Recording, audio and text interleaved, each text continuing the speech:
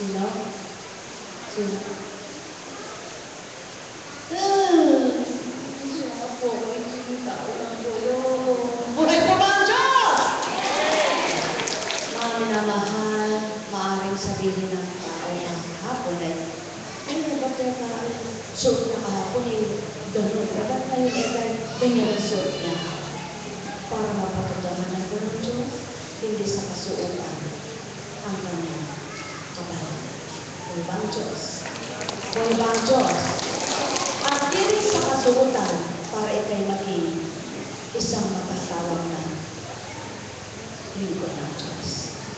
Subalit ang panagtiro, sapagkat kahapon, tumawag siya, kailangan tumugon, ngayon muling tumawag, marami na ang tumugon.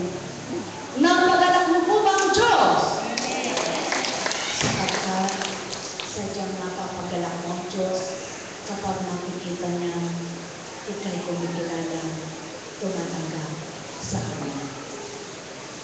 Busog po ba kayo? O gutom? Anong uri ang kinabusog nyo? Pagkain natin yun?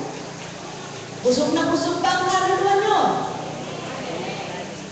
Ako busog pa lang. Hindi ko na pakakainin. Mga mahal, bakas na bakas sa buhay ng tao ang kahirapan. Ang sabi na, ang kayamanan ay maitatago. Ngunit ang hirap at kahirapan kailangan ay hindi. Ano man ang gawin ng isang mahirap, lahat itakip na, itakal na sa mukha niya. Mag-lipstick, magkapay ng makeup. Bakit ito pa sa kanyang buhay? Subalit sa isang mayaman, kahit na magsuot siya ng simple, alam mo pa rin ang kalalagayan niya mayaman. Ang Diyos ay pinakamayaman. Na hindi mo mayaman sa buhay ng tao. Na hindi mo makikita ang katulad ng tao. Na makikita mo siya kung totoo siya mayaman. Makikita mo siya kung siya nahirap. Sapagkat sa kanya ang lahat ng yaman. Tama ba? Ngunit hindi mo siya nakikita. At hindi mo siya makikita. Subalit kapag siya tinama mo, mararamdaman mo at mapapakilala niya siya yung pinakamayaman sa buong mundo. O ibang Diyos, mayaman sa karunungan, pang-espiritual, maging sa panglupa, mayaman sa pagmamahal, pagkalinga, at pag-ibig na walang kapusan. Mayaman sa lahat ng bagay, sapagkat siya ang pinagmumulan ng mga may buhay. Mayaman, tunay na mayaman sa liwanag ng kamatayan. Ang lahat ng yaman na tunay na kabutihan sa kanilang mga susubukan. Kaya kung kayo'y nagnanasa ng kayamanan, huwag niyong iwanan at tatalitan ang Diyos na buhay. Nais niyo bang magsiyaman? Anong uring kayamanan ang gusto niyong maging kayamanan? Kayamanan ng lupa? Kayamanan ng espiritu? Buhay ang Diyos. Mapalad ka. Sapagkat aanin mo nga yung yaman kung kulang ka naman sa pang-espiritual na pamumuhay. Ngunit at pasubalik kay ganda, kay inang, kung mayaman ka sa pang-espiritual, mayaman ka pa sa pang-sanlibutan na pangangailangan. Buhay ba ang Diyos? Buhay ba ang Diyos? Kapag ba ang Diyos? Buhay ba ang Diyos? Mga minamahal ko, gusto niyo ba ng pagkain? Pagkain hindi nakikita, ngunit nakabubusog ng kaluluwa at katawan. Kayo ba ay masaya sa puso na darama? O sa bibig, sinasabi, sa puso ay wala ito. Buhay ba ang Diyos? Buhay ba ang Diyos? Tapat ba ang Diyos? Ilapit natin.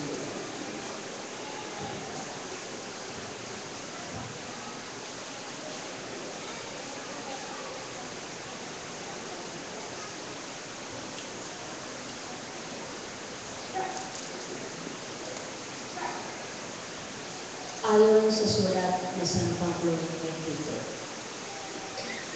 Paalalahanan mo silang pasakop sa mga pinuno at mga may kapangyarihan. Sundin ang mga ito at maging handa sa paggawa ng mabuti. Pagbawalan mo silang magsalita ng masama kaniluman. Kailangan maging maunawain sila. May nahon at may bigin sa kapayapaan. Noong una tayo nalihis ng landas dahil sa ating kamamahan at katigasan ng ulo. Naging alipin tayo ng sariling damdamin at lahat ng uri ng kalayawan. Naghari sa atin ng masamang isipan at pagkaingit. Tayo'y kinapuotan ng iba at sila'y kinapuotan din natin. Ngunit nang mahayag ang kagandahang loob at pag-ibig ng Diyos na ating tagapagligtas, tayo'y iniligtas niya.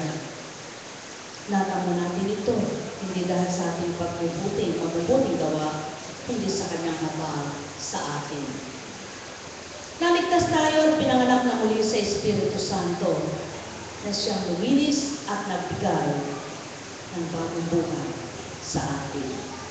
Sa pamamagitan ng ating tagapagligtas na si Jesucristo, ibinuho sa atin ng Diyos ang Espiritu Santo upang tayo'y kanyang papanalin. Buhay ba ang Diyos? Nasaan ba ang Espiritu? Nakikita ba ito? Nasaan ba ang Espiritu? Lumilipad ba? Para tumuhan ka, magtungo sa iyo, at hulihin mo para papasukin sa iyo? Ang Espiritu Santo ay nasa lahat ng tao. Kaya lamang, buhay ba ito? Huminga nga kayo, hinga ng malalim. Hinga ng malalim. Bakit kayo nang tinuran, hindi sa mabubuting gawa? Sapagkat kahit ang taong masama ay kayang gumawa ng mabuti. Lamang ang paggawa niya ng mabuti ay may personal na adhikain o kagustuhan. Hindi nang sadyang kabutihan at tunay na mabuti, ang gawa niya ay tunay na kalooban ng Ama, ang pinaghahari at pinangunguna. Yaunay ang anak na ibinaba upang kung ang tao ay tutulad sa kanya, makakawangis sa mabuting halimbawa. Buhay bang Diyos? Kayo baga ay anak ng Diyos. Kayo baga'y inari na ninyong anak ng Diyos. Kung magkagayon, paano kayo matatawag na anak ng Diyos? Alipin pa ba kayo ng ugali ninyo? Ano ba nga ang ugali ng tao? Mainggitin, seloso, mapanirang puri, sitsit na sitsit. Parang natawa. Kayo bagay ganyan pa ang pag-uugali. Siyempre, sino aamin na gano'n? Kahit nasabihin pa 10 beses, gawa mo na ba yun? Gawin mo ba yun? Gawa mo ba yan? Hindi, walang maaamin na. Subalit, alam niyo bang walang malilihim sa Ama? Alam niyo bang hindi malilihim sa Kanya ang lahat ng ginagawa ng tao? Sabi nga, iniisip mo pa lang, alam niya na. Nababasa niya na. Sabi nga niya, ang bawat nadarama niyo'y nararamdaman ko rin. At lahat ng wala sa inyo'y alam ko kung ano ito. Lahat ng ginagawa niyo'y nakikita ko at walang malilihim ni ano. Sa makatwid, hindi siya maaring dayain. Hindi siya maaring linlangin. Hindi siya maaring lokohin. Sino ang malilinlang? Sino ang nanlilinlang? Ang tao. Buhay ba ang Diyos? Buhay ba ang Diyos? Gusto nyo bang maging masaya kahit payak ang buhay? Gusto nyo maging maligaya kahit kulang at salat sa yaman na pangsalimutan sa papaanong paraan? Pagmulat pa ng mata ninyo, ano ang nasa isip mo? Pagkagising sa umaga, Jesus ikaw ang nasa isip.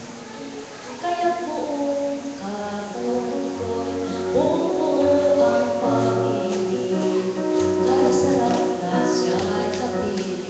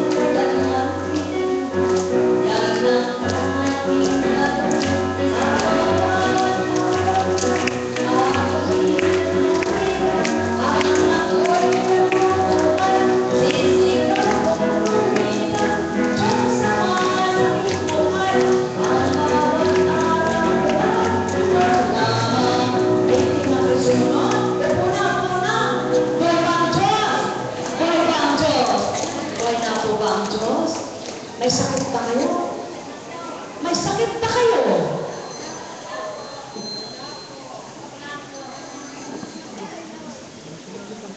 May sakit ka ba?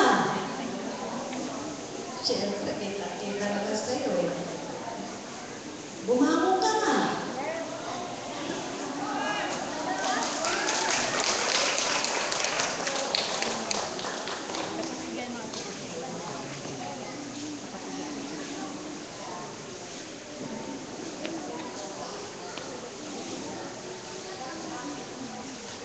Mahirap man ang buhay kung kasiyahay nadarama sa kalooban.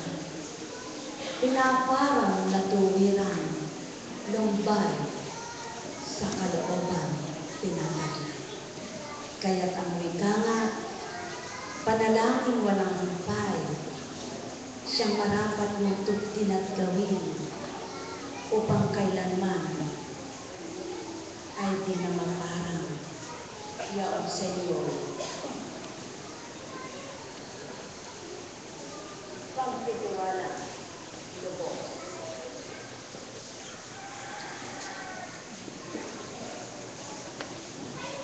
Iyan ang katotohanan.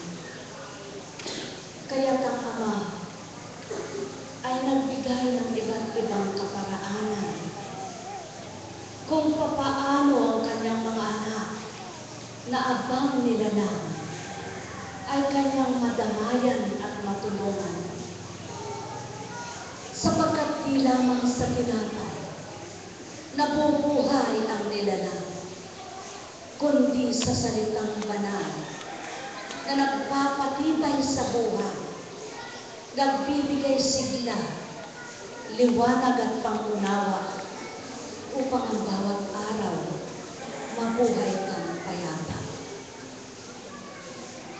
Kay luwat na ng sakit mo, anak, tuwiran ng kay luwat na. Ngunit hindi ito hadlang para sabihin ako'y mahirap kaya hindi ako nakakapagpagamot. Ginagamot ka naman, Lupa. Kaya hindi mo maaaring sabihin, mahirap ako, kaya hindi ako nakapagpagamot. Sapagkat ika'y nagpagamot na at ginagamot ka kasalukuyan.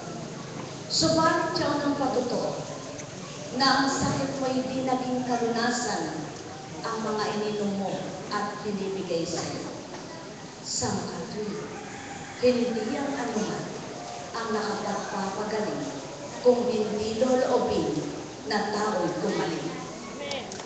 Maging siyang nakaratay, hindi yan dumaratay na lang ng ganyan.